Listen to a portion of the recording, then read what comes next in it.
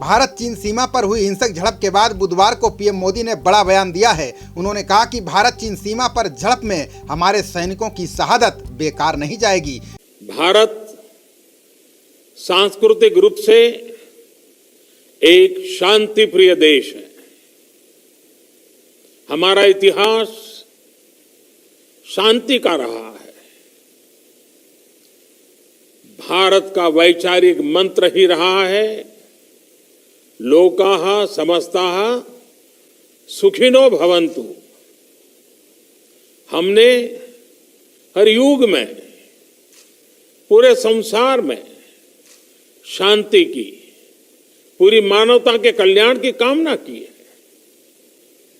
हमने हमेशा से ही अपने पड़ोसियों के साथ एक कोऑपरेटिव और फ्रेंडली तरीके से मिलकर काम किया है। हमेशा उनके विकास और कल्याण की कामना की है। जहां कहीं हमारे मतभेद भी रहे हैं, हमने हमेशा ही ये प्रयास किया है कि मतभेद विवाद न बने, डिफरेंसेस डिस्प्यूट्स में न बदले। हम कभी किसी को भी उकसाते नहीं हैं, लेकिन हम अपने देश की अखंडता और संप्रभुता के साथ समझौता भी नहीं करते हैं। जब भी समय आया है, हमने देश की अखंडता और संप्रभुता की रक्षा करने में अपनी शक्ति का प्रदर्शन किया है, अपनी क्षमताओं को साबित किया है। त्याग और तितिक्षा हमारे राष्ट्रीय चरित्र का हिस्सा है, लेकिन साथ ही विक्रम और वीरता भी उतना ही हमारे देश के चरित्र का हिस्सा है। मैं देश को भरोसा दिलाना चाहता हूं, हमारे जवानों का बलिदान व्यर्थ नहीं जाएगा। हमारे लिए भारत की अखंडता और संप्रभुता सर्वोच्च है, और इसकी रक्षा करने से हमें कोई भी रोक नहीं सकता। इस बारे में किसी को भी जरा भी भ्रम या संदेह नहीं होना चाहिए। भारत शांति चाहता है, लेकिन भारत उकसाने पर हर हाल में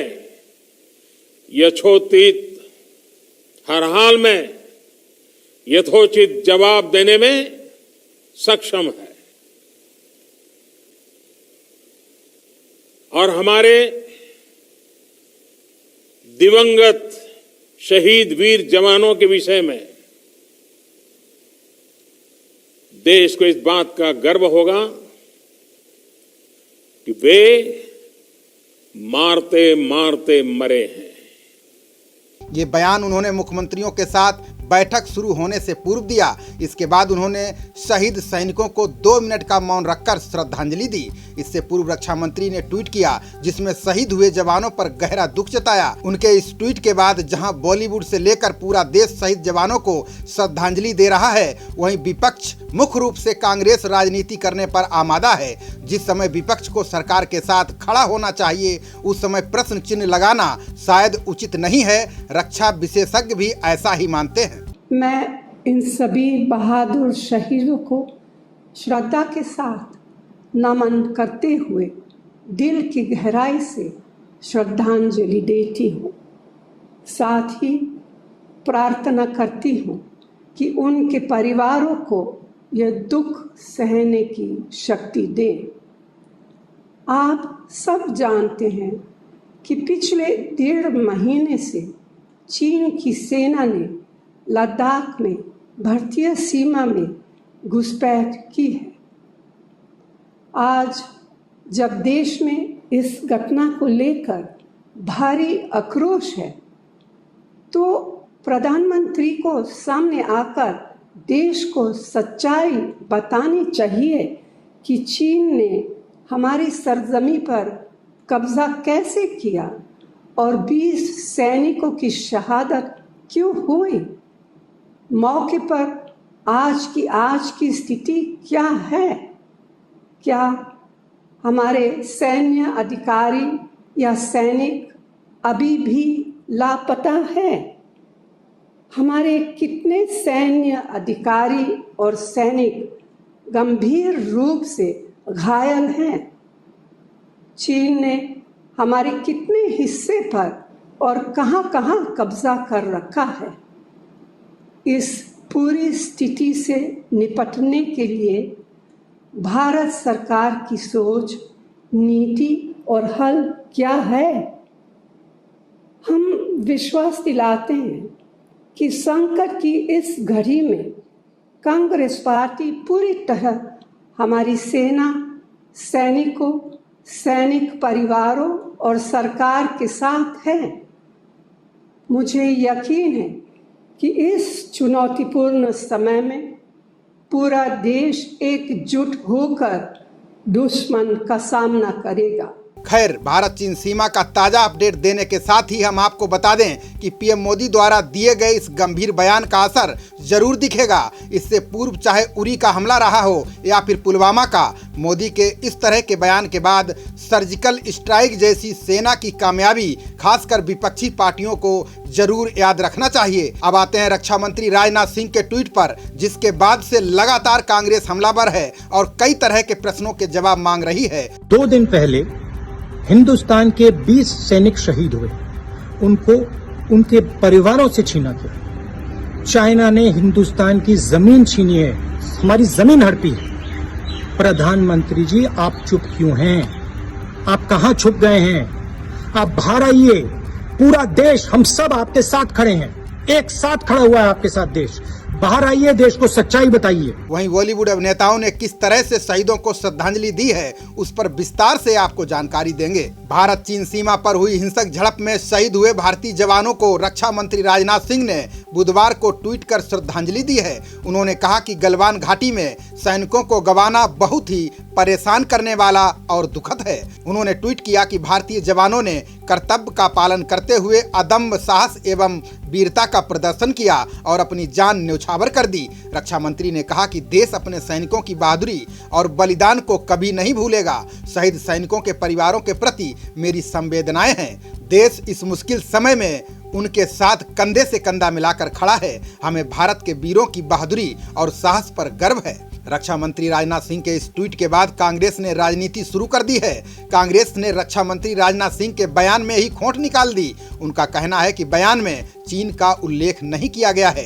कहा कि रक्षा मंत्री को गुमराह करने के बजाय सामने आकर जवाब देना चाहिए। वहीं पार्टी के मुख्य प्रवक्ता रणदीप सुरजेवाला ने सवाल किया कि प्रधानमंत्री नरेंद्र मोदी लद्दाख की घटना पर कब बयान देंगे। उन्होंने राजनाथ सिंह के ट्वीट को रिट्वीट करते हुए कहा, काश जनसंवाद रैलियों व विपक्षी सरकारें गिराने से समय निकालकर मोदी जी आपने देश की सुरक्षा की सुध ली होती तो चीन कभी ये दुस्साहस नहीं कर सकता था। आकर मोदी जी को सच्चाई बतानी होगी कि चीन ने हमारी सरजमी पर कब्जा कैसे किया, हमारे 20 सैनिकों की शहादत कैसे हुई।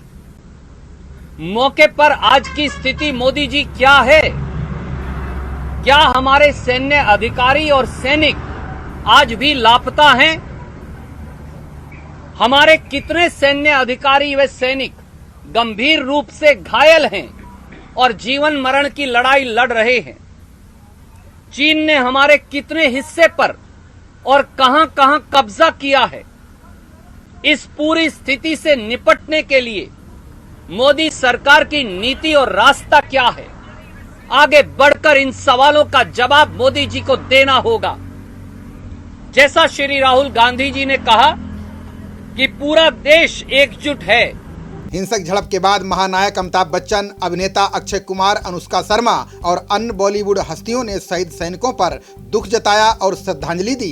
अमिताभ बच्चन ने ट्विटर पर कवि प्रदीप द्वारा रचित ऐ मेरे वतन के लोगों पंक्तियां लिखकर शहीदों को श्रद्धांजलि दी। उन्होंने शहीदों को नमन करते हुए लिखा, जय हिंद। वहीं अक्षय कुमार ने सैनिकों के परिवारों के प्रति संवेदना व्यक्त की और कहा कि ये क्षति भयावह है। गलवान घाटी में हमारे बहादुरों की शहादत से बहुत दुखी हूँ। राष्ट्र के प्रति उनकी अमूल्य सेवा के लिए हम हमेशा उनके ऋणी रहेंगे। उनके परिवारों के प्रति मेरी हार्दिक संवेदना है। अनुष्का शर्मा ने कहा कि एक सैनिक की बेटी होने के नाते सेना के किसी अधिकारी की मौत से हमेशा गहरा और व्यक्तिगत आघात महसूस करती हूँ। उनके जीवन का बलिदान और उनके परिवारों की कुर्बानी हमें हमेशा एक शून्य छोड़ेगी। मैं शांति के लिए प्रार्थना करती हूँ, ईश्वर इन बहादुर शोक संतप्त परिवारों को शक्ति दे। गौरतलब है कि पूर्वी लद्दाख की गलवान घाटी में सोमवार रात चीनी सैनिकों के साथ हिंसक झड़प हुई थी, जिसमें भारतीय सेना के एक कर्नल सहित 20 जवान शहीद हो गए थे। विदेश मंत्रालय ने मंगलवार को एक बयान जारी किया। बयान में बताया गया कि हिंसक झड़प क्षेत्र में यथास्थिति को एक तरफा बदलने के चीनी पक्ष के प्रयास के कारण हुई है। विदेश मंत्रालय ने कहा कि पूर्व में शीर्ष स्तर पर जो सहमति बनी थी, अगर चीनी पक्ष ने गंभीरता से उनका पालन किया होता तो दोनों पक्षों को नुकसान नहीं होता। बता दें कि झड़प में चीनी सेना के 35 जवान भी हताहत हुए हैं। आधिकारिक सूत्रों ने अमेरिकी खुफिया रिपोर्टों के हवाले से बुधवार को यह जानकारी दी है। उन्होंने बताया कि इस संख्या में मारे गए जवान और घायल हुए जवान दोनों शामिल हो सकते हैं। हालांकि चीन ने झड़प में अपनी पीपल्स लिबरेशन आर्मी के हताहत हुए जवानों के बारे में कोई जानकारी नहीं दी है। रक्षा मंत्री राजनाथ सिंह ने प्रमुख रक्षा अध्यक्ष CDS जनरल बिपिन रावत और 3 सेवा प्रमुखों के साथ बुधवार को पूर्वी लद्दाख में समग्र हालात की समीक्षा की। वहीं PM मोदी भी हालात पर चर्चा के लिए सोमवार रात रक्षा मंत्री के अलावा गृह मंत्री अमित शाह, विदेश मंत्री S जयशंकर, वित्त मंत्री निर्मला सीतारमण और थल सेना प्रमुख MM नरवणे के साथ बैठक कर चुके हैं। आपको बता दें कि पूर्वी लद्दाख की गलवान घाटी में सोमवार रात चीनी सैनिकों के साथ हिंसक झड़प में भारतीय सेना के एक कर्नल सहित 20 सैन्यकर्मी शहीद हो गए थे। सीमा पर लगातार तनाव को देखते हुए बैठकें चल रही हैं। इसी बीच एक बात और बता दें कि वर्ष 1967 में नाथुला में झड़प के बाद दोनों सेनाओं के बीच ये सबसे बड़ा टकराव है। उस वक्त टकराव में भारत के 80 सैनिक शहीद हुए थे और 300 से ज्यादा चीनी सैन्यकर्मी मारे गए थे। यानी भारत से करीब 4 गुना अधिक चीनी सैनिक मारे गए थे। भले ही चीन अपने सैनिकों पर बयान जारी ना करे, लेकिन आप 1967 के टकराव से समझ सकते हैं कि भारत के जवानों का जज्बा चीनी सैनिकों से कहीं ज्यादा है। भारत का सैनिक अपने कई दुश्मनों को चित करने के बाद ही शहीद होता है। भारत चीन सीमा टकराव की स्थिति को लगातार आप तक पहुंचाते रहेंगे। अगर आपने जनप्रवाद को सब्सक्राइब नहीं किया तो सब्सक्राइब कर लें और बेल आइकन जरूर दबाएं ताकि सबसे पहले आप तक खबर पहुंच सके। देखते रहिए जनप्रवाद। नमस्कार।